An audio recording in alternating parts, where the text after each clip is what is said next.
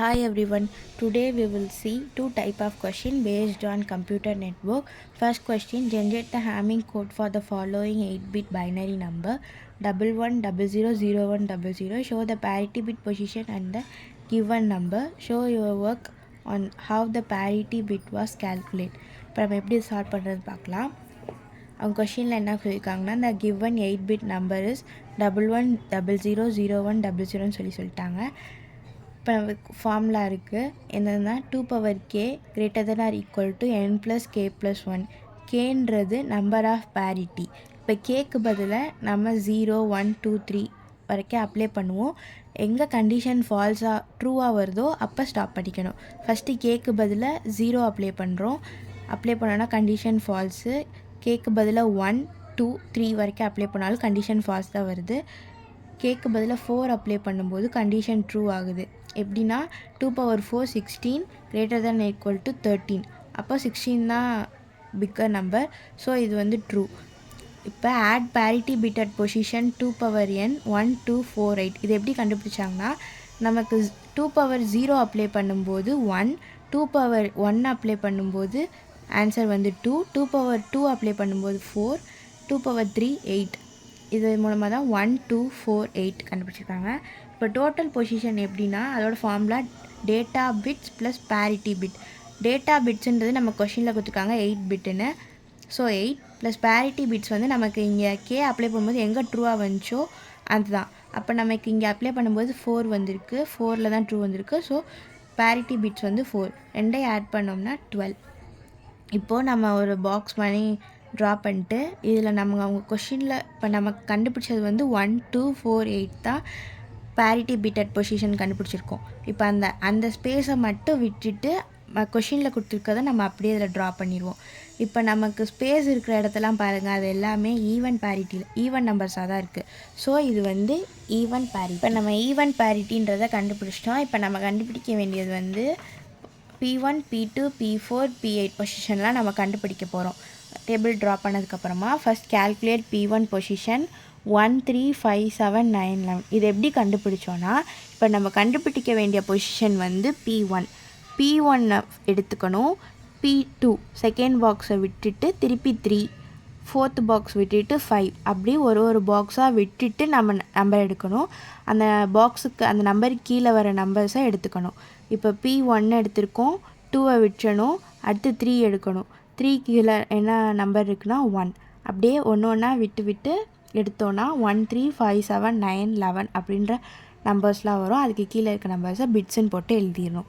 இப்போது நமக்கு வந்திருக்க ஒன்ஸோட கவுண்ட்ஸ் எல்லாமே பார்க்கணும். இப்போ P1 11 00 0ன்னு வந்திருக்கு. இங்கே எத்தனை 1 இருக்குது? 2 1s இருக்குது.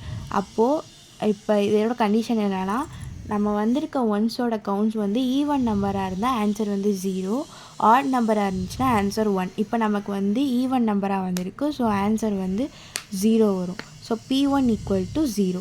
அடுத்து கேல்குலேட் P2 பொசிஷன்ஸ் 2 3 6 7 10 11 சொல்லியிருக்காங்க. இது எப்படி வந்துச்சுன்னா, நம்ம P1 பொசிஷன் கண்டுபிடிச்சதுனால P1லேருந்து ஸ்டார்ட் பண்ணோம், அதாவது 1லேருந்து. இப்போ P2 கண்டுபிடிக்க போகிறோம். அப்போ 2 3 எடுக்கணும், 4 5 எடுக்கணும், விட்டுறணும்.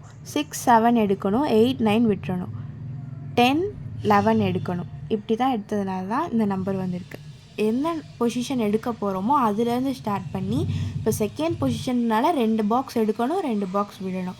அப்போது P2 1 0 0 1 0 நமக்கு ஆன்சர் வந்திருக்கு. இப்போ இதில் நம்மளோட ஒன்ஸோட கவுண்ட்ஸ் என்ன? ஈவன் நம்பராக வந்திருக்கு. So P2 = 0. அப்புறம் கேல்குலேட் P4 பொசிஷன் 4 5 6 7 12. இது எப்படி கண்டுபிடிச்சாங்கன்னா, P4லேருந்து எடுத்தோன்னா 4 5 6 7 அந்த நம்பர்ஸ் எல்லாமே எடுத்துக்கணும். 8 9 10 11 அப்படின்றத நம்ம விட்டுட்டு 12 அப்படின்றது மட்டும்தான் வரும். அதுக்கடுத்து நமக்கு பாக்ஸ் இல்லை. ஸோ 12 வரைக்கும் தான் 12 மட்டும்தான் நம்மளால் எடுக்க முடியும். அப்போ அதோட ஆன்சர்ஸ் என்ன வருது? P4 1 0 0 0 இதான் நம்மளோட ஆன்சர் வருது. இதில் ஒன்ஸோட கவுண்டை பாருங்களேன். அப்போ 1 வருது, ஒரே ஒரு 1 தான் இருக்குது. அப்போ ஸோ ஆன்சர் வந்து P4 = 1. இதுக்கு முன்னாடி வரைக்கும் ஈவன் வந்ததுனால நம்ம 0 போட்டோம். இப்போ ஆட் வந்திருக்கிறதுனால 1. அடுத்து P8 கண்டுபிடிக்கிறோம். பொசிஷன் வந்து 8, 9, 10, 11, 12. இது எப்படி கண்டுபிடிச்சாங்கன்னா நீங்கள் அந்த பாக்ஸை பார்த்துட்டு வந்தால் புரியும். இப்போ 8லேருந்து ஆரம்பித்தோம்னா 8, 9, 10, 11 4 பொசிஷன் வந்துருச்சு. ஸோ ஸ்டாப் பண்ணிக்கணும்.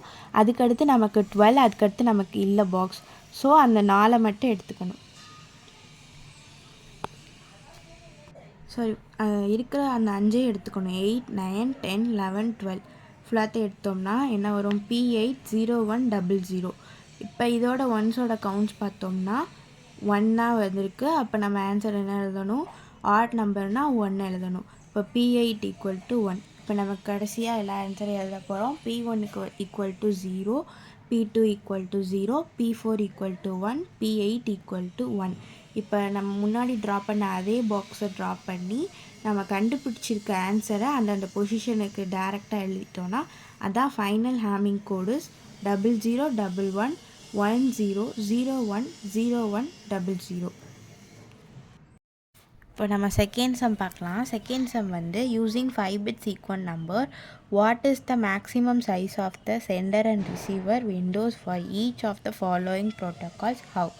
First stop and wait ARQ, second go back in ARQs, third வந்து செலக்டிவ் ரிப்பீட் ARQ. இப்போ இதோட ஆன்சர்ஸ் பார்க்கலாம். இப்போ ஸ்டெப் பை ஸ்டெப்பாக இருக்குது. ஃபர்ஸ்ட் ஸ்டெப் வந்து அண்டர்ஸ்டாண்டிங் 5-bit சீக்வென்ஸ் நம்பர். அவங்க இப்போ ஃபஸ்ட்டு வந்து நம்ம என்ன பண்ண போகிறோன்னா ரேஞ்ச் கண்டுபிடிக்க போகிறோம். சீக்வென்ஸ் நம்பர் சென்டருக்கும் ரிசீவருக்கும் ட்ராக் பாக்கெட்டுக்கான ரேஞ்ச் வந்து கண்டுபிடிக்க போகிறோம்.